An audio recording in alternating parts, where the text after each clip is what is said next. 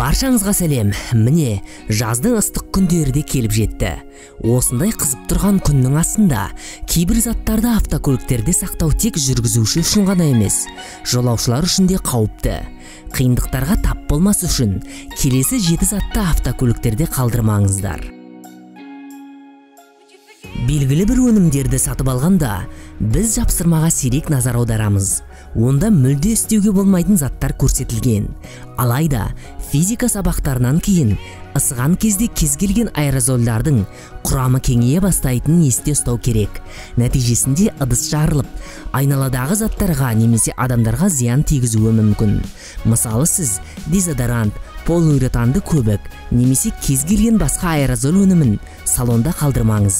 Ең күтпеген сәтте спрей өздігінен шашырай бастайды, ал тікелей күн сәулесінің әсерінен ол жарылып кетеді. Жақсы жағдайда көлікші зардап шегеді, нашар жағдайда жүргізуші немесе жолаушы. Май негізіндегі жасалған көлікті хош иістендіргіштер күннің ыстық күндері қауіпті болуы мүмкін. Ол қызған кезде сұйықтық өзінің құрамын өзгертіп, иісін өткір иіске ауыстырады. Осыған байланысты жүргізушіде бас ауруы және тіпті аллергия болуы мүмкін.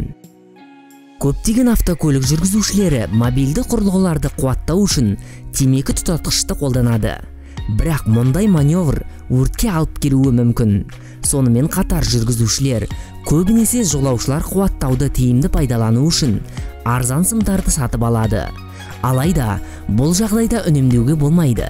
Егер сіз темекі тұтандырғышты қуаттау үшін қолданғыңыз келсе, тек сертификатталған құрылғылар мен ұзартқыш сымдарды сатып алыңыз.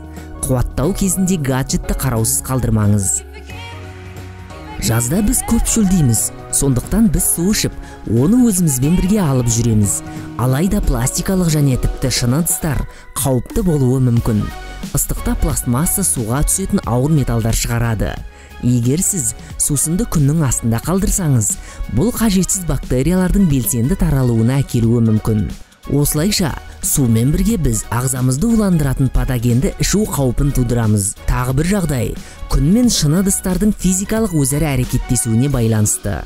Шыны ұлғайтқыш ретінде әрекет ете алады. Егер күн сәулесі мұндай оптика арқылы ұзақ уақыт өтсе, отырғыштардағы жамылғылар тұтанып, немесе тіпті өрт тудыруы мүмкін. Көптеген көлік иелері автокөлік панелінде шағын қойма ұйымдастырғанды ұнатады.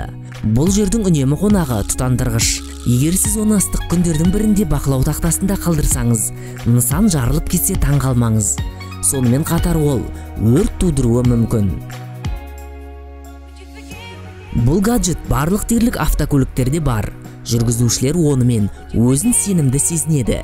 Бірақ сапалы видео тіркегіштер бағасы өте қымбат. Сондықтан кейде Қытайда жасалынған арзандарын алуға мәжбүр боламыз. Арзан құрылғылар төмен сапалы материалдарды, атап айтқанда батареяларды пайдаланады. Күн сәулесінің әсерінен батарея ысып және жарылып кетуі мүмкін. Сондықтан оларды сатып алғанда сенімді өндірушілердігін таңдаған жөн. Егер сіз бұл аксессуарды құралдар тақтасында ыстық ауа райында қалдырсаңыз, онда сіз қиындықтарға тап боласыз. Пластикалық жақтауы бар көзілдіріктер күн сәулесінің әсерінен деформацияланады, ал темір жақтаулар болса, иесіне күйік әкелуі мүмкін. Оптикалық линзалары бар көзілдіріктер ұлғайтқыш рөлін атқарады және өртке себеп болуы мүмкін. Сондықтан көзілдірікті арнайы қаптамада және күннен алшақ жерде сақтау керек. Ал видео қызықты әрі пайдалы болса, лайк басып кетуді ұмытпаңдар. Ал жаңа видеоларымызды жіберіп алмас үшін арнаға жазылып, қоңыраушаны басып қойыңдар.